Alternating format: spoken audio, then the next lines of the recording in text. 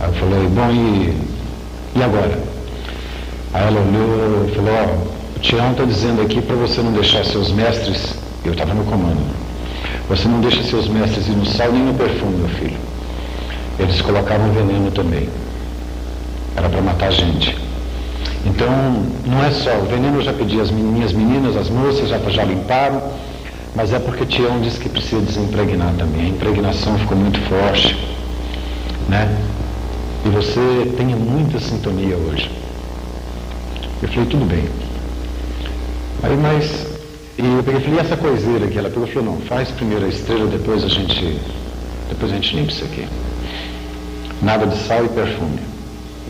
Eu sei que já desci, já fiquei em guarda, em honra e guarda. Desde aquele momento eu já percebi que já levantei de honra e guarda, né? E quando chegou o horário da estrela, deu 14 pares exatamente, o que era uma tremenda dificuldade, porque na época nós tínhamos que o comandante tinha que levar os mantos. Ele tinha mantos para o receptor e mantos para os projetores. Então dava a impressão que se dava de um comandante quando subia para a estrela, dessas senhoras que lavam roupa em cidade do interior, ou em muitos lugares assim, que leva as maturas de roupa para a beira do rio, para a beira do córrego, sabe aquela trouxa de roupa, não é assim? Assim era o comandante no meu tempo.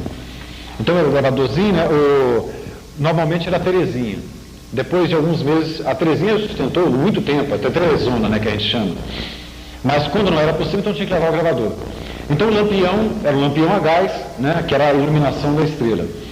E aquele fardo não tinha lei. A lei, a tia orientou as contagens, né, os pontos básicos, então a gente fazia inspirativamente, não tinha lei escrita. Vovô Hindu, pai de Pai Santa Branca, ditou a lei para ela no final de 76. Então, nesse período que eu estou te dizendo, o vovô Hindu não tinha ditado a lei. Então, a gente tinha só a visão da contagem básica, a prece, onde entrava a prece, era da puxada, das doutrinas. A doutrina, inclusive, não era uniformizada. O comandante fazia daqui de cima e cada um a sua maneira lá embaixo, você não acompanhava o comandante. Era inspirativo. Então, eu me recordo que também, para subir, você já tinha que subir de casa em casa convidando as pessoas. Convidava um, convidava outro, para ver se dava os pares suficientes. Era uma luta para conseguir. E curiosamente, nesses dias, os 14 pares vieram fluindo, vieram fáceis. Entendeu? Então eu acabei de colocar os mantos lá embaixo, projetor, receptor, aí vinha o vento, tirava, você tinha que botar a pedra em cima para ficar. Era um rolo danado.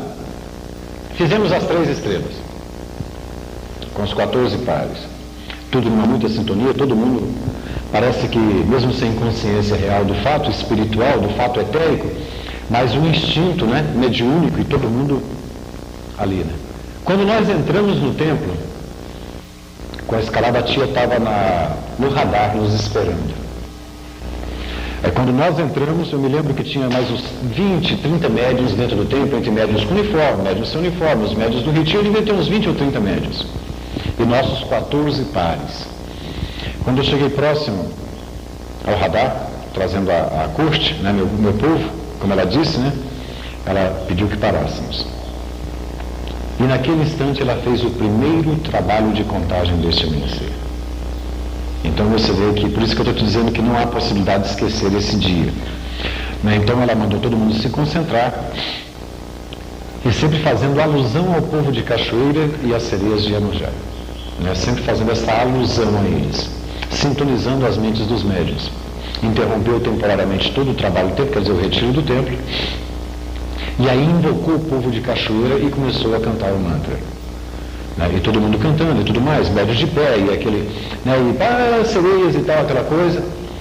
E é curioso, tem uma coisa que me chamou a atenção, é que quando ela foi dar o sinal para desincorporarem, houve uma onda de emoção tão extraordinária que eu percebi nos aparelhos a lágrima. Houve uma emoção e ela a Thaís 108, a Naja, que nunca deixou o sentimento sobrepor-se à razão, nesses instantes de precisão, quase se perde. Tal a força da emoção do momento, que ela, graças a Deus, agradeceu e daqui a um pouco começou entre soluços e a lágrima também, e a coisa tomou conta de todo mundo, ninguém soube explicar, e ela fez das tripas o coração, eu podia perceber, e ela, salve Deus, deu voz de comando, aí desincorporou todo mundo, e ela, graças a Deus, né, impondo, né, e salve Deus. Vamos todos em conjunto, em uma só voz, emitir o mantra, como é que é? Não era o mantra do jaguar.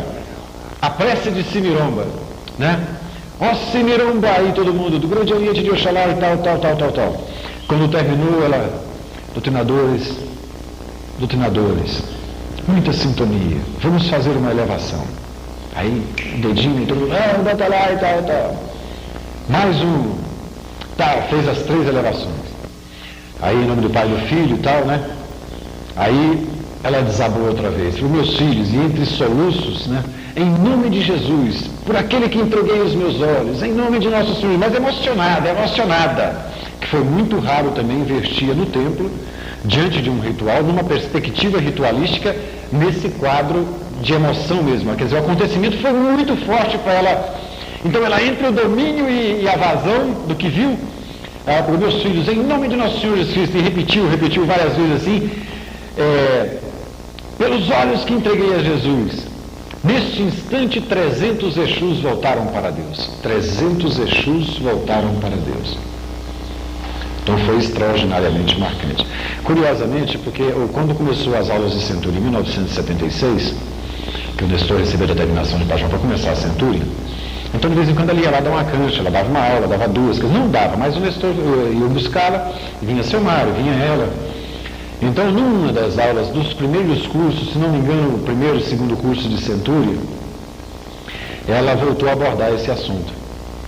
Ela falou, meus filhos, 300 Exus voltaram para Deus.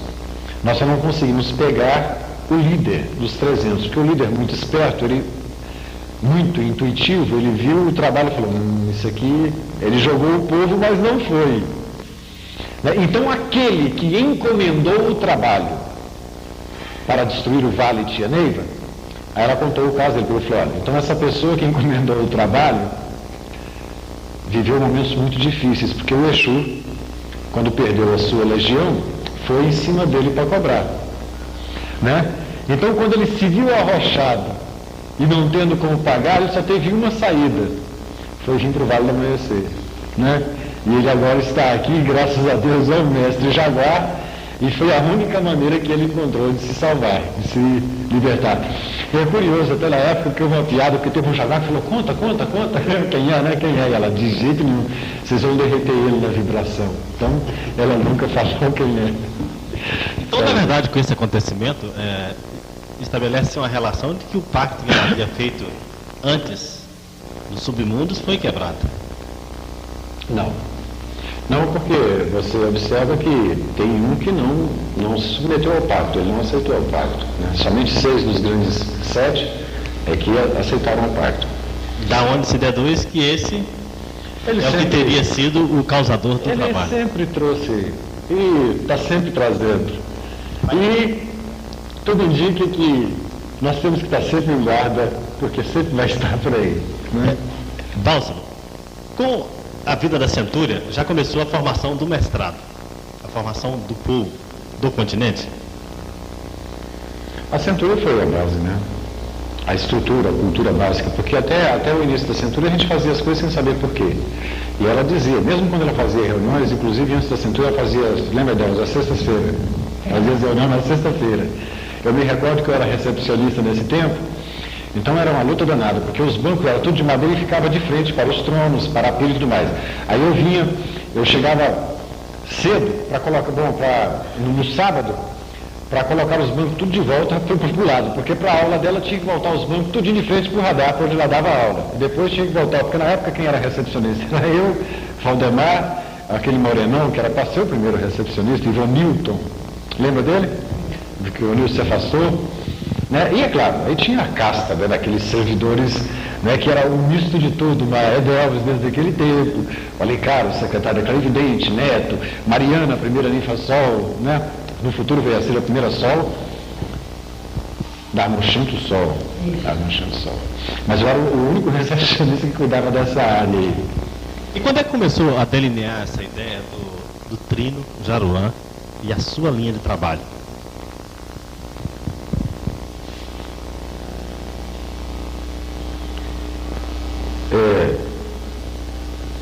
Esse...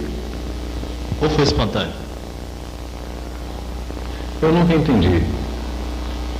Para ser honesto, eu nunca entendi.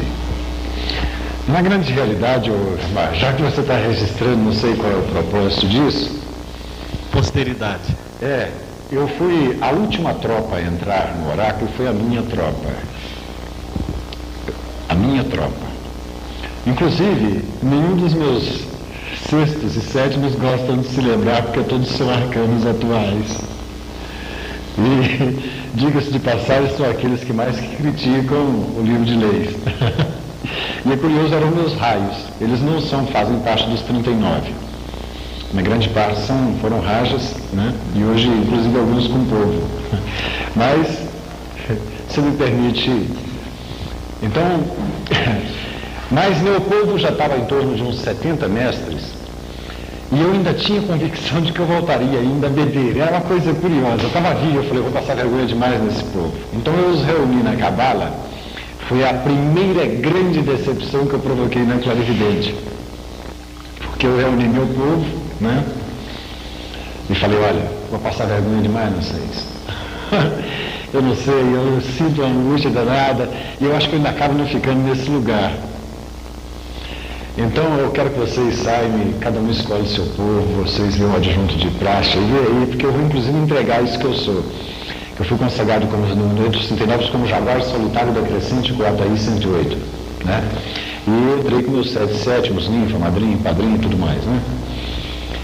E quando eu cheguei na casa grande, a tia, pelo amor de Deus, o que você fez? Eu falei, já fiz, né? Ela ficou de mal comigo um bom tempo, né? Eu sei que passou o tempo e em 1900 houve muitas situações, né? O Alberto, por exemplo, até inclusive muitos confundem eu ter sido sétimo do Alberto. Na grande realidade, esse tipo de trabalho que o Altia me lançou começou antes um pouco do que com o Alberto. O Fogaça mesmo adjunturou a mim, então a tia me pediu para ficar um ano junto com ele no continente. Havia uma relação kármica e umas correntes que poderiam acabar o povo, né? Então ela me chamou e falou, meu filho, fica com o Fogaça, ajuda. E você tem uma relação muito grande com o Fogaça, ele é um médium de uma herança muito grande. E o povo dele, se eu me recordo muito bem, era um Cabral, os sétimos do Luanê, Cabral, Décio, Anatole, Monteiro, Luiz Maranhão, que tinha uma casta de homens de primeira grandeza, né? E eu passei um ano com ele e infelizmente nós não conseguimos, parece que prevaleceu essas correntes. Depois com o Alberto também foi um quadro muito crítico. Ele estava até reunido com o povo muturigano quando a tia me chamou no castelo do Cochicho e falou, meu filho, agora é o Alberto. O Alberto foi uma fase muito difícil, eu queria que você ficasse com ele. Então passei um ano também com o Alberto. Então houve situações assim que ela me pegava e nunca entendi, talvez meu próprio karma exigia isso, né? E houve situações também que ela narrou, confidenciou, que eu também acho que não vale a pena. Vai acabar tendo que tocar pessoas, tocar situações, e não é o nosso caso aqui, né? Vai dar cheio de desmerecer um caso, merecer outro, e não é o caso. Eu sempre me vejo como o maior necessitado nessas jogadas dela pelo meu próprio karma, pela minha necessidade de ressarcimento da minha dívida, minhas parcelas. Mas nós estávamos numa reunião de arcanos na casa do Albuquerque, quando o Pai Santa Branca incorporou nela e falou, era uma quinta-feira, dia de Centúria, e o Pai Santa Branca falou naquele espanhol castelhano dele, né? Falou, meu filho, vá e dê a Centúria. Nestor, fique, preciso de tu aqui. Aquele choque, o Nestor olhou para mim, né, e eu também, aí ficamos todo mundo paralisados, né? Aí o Pai Santa Branca falou, vá, novamente para mim, vá, né?